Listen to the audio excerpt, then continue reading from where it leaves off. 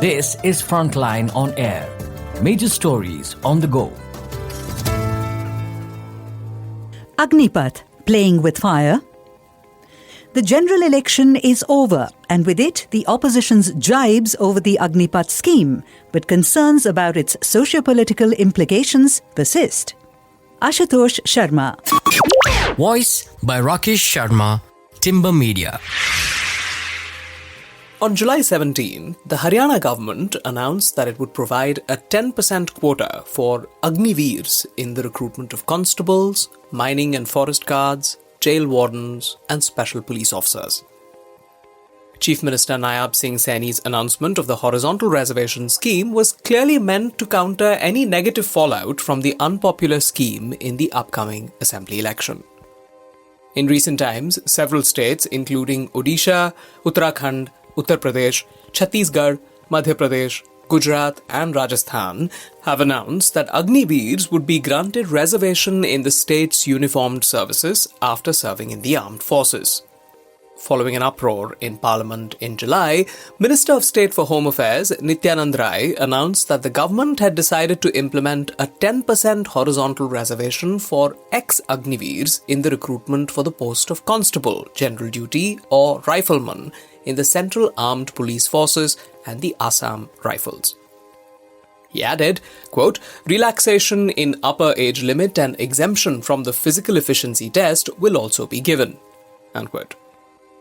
Since its introduction in June 2022, the Agnipath scheme has been a subject of heated debate. While the scheme has replaced the old military recruitment process, an Agniveer receives a lower salary than a soldier and only 30 days of annual leave. Additionally, Agniveers cannot marry while they are in service, and they do not get a pension or medical and other facilities on completion of the 4-year tenure. Under the scheme, an Agniveer in the age group of 17.5 to 21 years is inducted for a period of 4 years.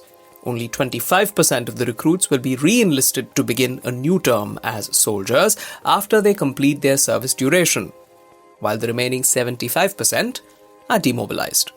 If they die in harness, their families are not entitled to a regular pension. Not easy even for ex-servicemen. As such, ex-servicemen even now struggle to land a job after they hang up their boots. Take the case of Praveen Kumar, who was part of a 4-man team of the Navy's elite Marcos commandos that was at the Taj Mahal Palace Hotel in Mumbai during the November 26, 2008 terror attacks in the city. He took 5 bullets that day during action, along with personnel from the fire forces and other security forces, to save the 200-odd guests held hostage at the hotel.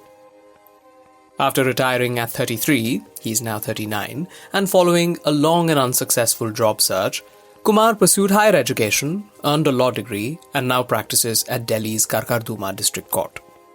Speaking about the Agnipath scheme, he said, quote, mere verbal assurances mean nothing, as ex-servicemen aged between 33 and 60 end up working in private security agencies or remain unemployed. Legislation is needed to ensure guaranteed post-service employment for Agniveers in both government and corporate sectors, unquote. Major General retired Yash Moore stressed that the Agnipath scheme needed a thorough debate and review, incorporating feedback from the ground. He told Frontline, quote, I wonder why the armed forces leadership endorsed the Agnipath scheme in the first place. If it were truly a beneficial policy, as it is being projected in the media, it should have been introduced at the highest leadership levels, unquote. In his memoir, 4 Stars of Destiny, General Manoj Mukund Naravane, who retired as the 28th Chief of the Army Staff on April 30th, 2022, touched upon the issue. The book's release is waiting approval from the Ministry of Defence, but excerpts released in December 2023 claimed that Agnipath was a surprise to the Indian Army and a bolt out of the blue for the Navy and the Air Force. The excerpted portion said the first year's starting monthly salary for Agniveer recruits was initially proposed to be an all-inclusive 20,000 rupees. The author said, quote, this was just not acceptable. Here we were talking about a trained soldier who was expected to lay down his life for the country.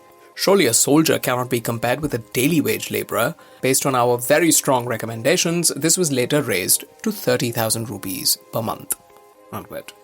Subsequently, the scheme was endorsed by the three service chiefs. The Defence Minister, the Prime Minister, and most recently the Union Finance Minister have all endorsed the scheme. In June this year, General Naravne noted in an article that if the Agnipath recruitment model proved effective, it could be extended to all central government positions, including allied services and the Central Armed Police Forces, or CAPF, quote, with the right tweaks. When contacted, Naravne told Frontline that he had nothing more to add. A move to cut costs? Analysts believe that the initiative was designed to address the mounting costs of salaries and pensions. The defence expert Sushant Singh said, quote, "Our defence pensions alone is bigger than Pakistan's entire defence budget. It's also greater than the combined allocations for MGNREGA and midday meal schemes for our school children." Unquote. He also pointed out that the defence pensions budget was soaring, particularly following the introduction of the One Rank, One Pension scheme and the 7th Pay Commission recommendations.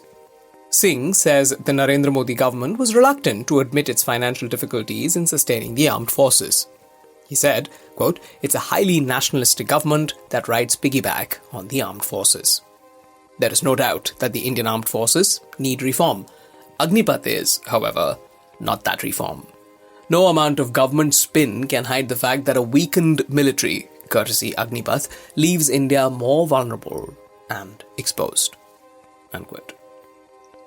Major General Yash Moore pointed out that it typically takes 8 to 9 years to train a non-commissioned officer who can handle an independent weapons system and supervise a team.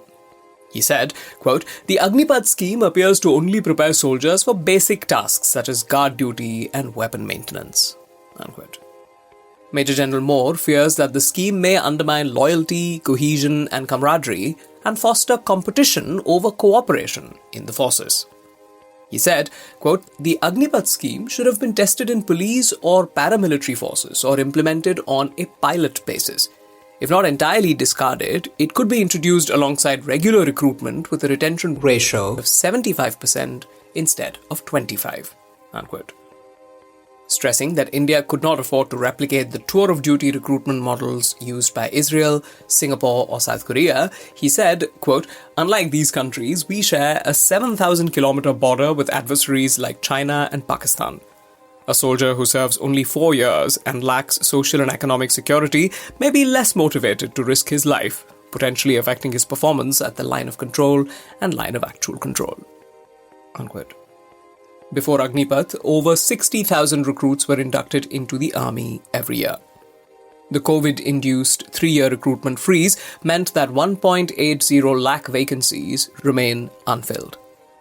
Under the Agnipath scheme, only 45,000 are inducted each year for all 3 services. Citing the example of the Russia-Ukraine war, Major General retired G.D. Bakshi said, quote, "We have seen the plight of armies that rely on short tour of duty soldiers. One fails to understand why the government is reducing the soldier strength of the forces. We are already witnessing results in the form of increased terrorist activities in Jammu and Kashmir and a troops build-up in eastern Ladakh." Unquote. Calling the Agniveer scheme backdoor conscription, he said it could destabilize the Indian army. Speaking to Frontline, Admiral retired Arun Prakash acknowledged that right-sizing of the armed forces needed serious consideration, but said, quote, "Given the nature of security threats facing India and the extended land and maritime borders that require to be safeguarded, the armed forces need modern weapons and equipment as well as adequate trained manpower to deploy them." Unquote. Scheme has taken the shine off the army as a career option. Has the scheme diminished the appeal of the armed forces as a career option for rural youth? Yash Moore seemed to think so. He said, quote, "Now young men aged 16 to 17 are seeking opportunities abroad, even through donkey routes. For them, the armed forces' appeal as a career option has diminished. They once saw the armed forces as a prestigious career choice. Now it is perceived as a last resort, with potential recruits considering it only after exhausting other options in paramilitary and police forces." Unquote. BJP General Secretary Kailash Vijayvargiya kicked up a major controversy in 2023 when he said that former Agniveers would be given priority in the recruitment of security guards for the BJP's offices. In Himachal Pradesh, where armed forces personnel, both serving and retired, represent a significant voting bloc, Chief Minister Sukhwinder Singh Sukhu asserted that the Agnipath scheme deterred young people from joining the armed forces.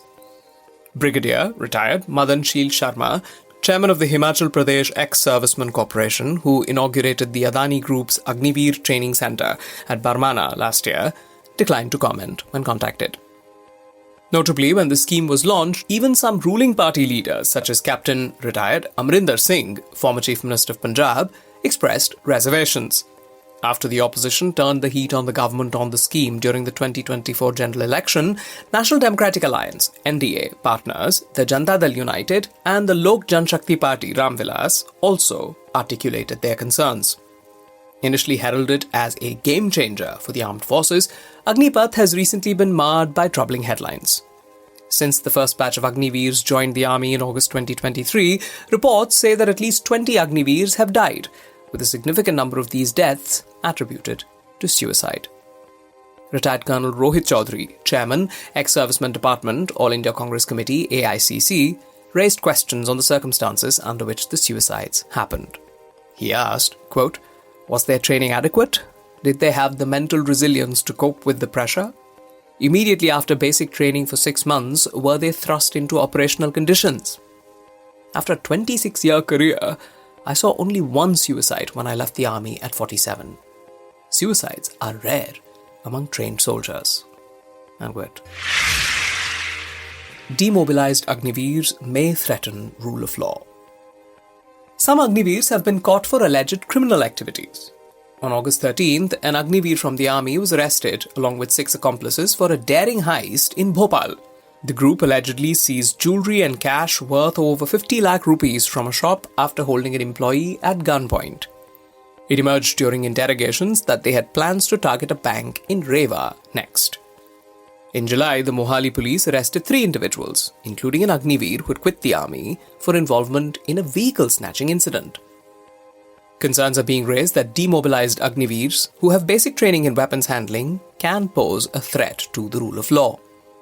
There is a considerable body of academic research and literary work that has highlighted the role of Indian soldiers demobilized after the Second World War in the large-scale ethnic cleansing and migration that took place during partition. Sushant Singh told Frontline, quote, "Several Hollywood movies depict soldiers demobilized after the Vietnam War engaging in violence against civilians on the streets. Similar scenarios have occurred in Rwanda and Yugoslavia." Unquote. Drawing parallels with the current situation in India, he underscored the potential risks of the scheme, suggesting that it might have far-reaching societal implications. He said, quote, "India's economy is faltering, and the state's monopoly on violence is gradually eroding. Introducing young people trained in combat into a politically charged, majoritarian environment could exacerbate instability and lead to unforeseen consequences." Unquote. Maintaining that the number of Muslims in the army was just 2 to 3%, he said that Agnipath resonated with the ruling party's ideological father V.D. Savarkar's call to Hinduize politics and militarize Hindudom. A strain on Nepal ties. Nepal's Minister for Foreign Affairs, Dr. Arzu Rana Deuba, was on an official visit to India from August 18th to 22nd. But the two governments are yet to comment on the prevailing stalemate over the recruitment of Nepali men under the Agnipath scheme. Nepal claims this is not in consonance with the tripartite agreement of 1947, which governs the Gorkha recruitment in British and Indian armies. Currently, approximately 32,000 Nepal-domiciled Gorkhas serve in the Indian Army's Gorkha regiments alongside Indian soldiers. However, their numbers are rapidly declining. For 4 years now, Gorkhas from Nepal have not been recruited into the Indian Army, initially because of the COVID-19 pandemic and subsequently because of the introduction of the Agnipath scheme. Pradeep Gewali, former Nepal Foreign Minister and leader of the Communist Party of Nepal, Unified Marxist-Leninist, was quoted as having said in The Hindu in January, "What is concerning is that the youths with military training of 4 years could be used by some unwanted elements in Nepal once they return, We should not forget the fact that we are still in post-conflict transition, seeking to conclude the peace process after the end of the Maoist war. Our vulnerability will increase." Unquote. Before recruitment got suspended, between 1,300 and 1,500 Nepali citizens were enlisted annually. There are at present more than 1,25,000 Indian Army pensioners in Nepal. Given the frosty bilateral relations between Nepal and India, observers believe the Agnipath scheme could bolster anti-India sentiment in the Himalayan nation, prompting the Nepal government to allow Gurkhas to join China's People's Liberation Army. However, in the past, both Nepal and China had denied that any such proposal was under consideration. This is Frontline on Air. Major stories on the go.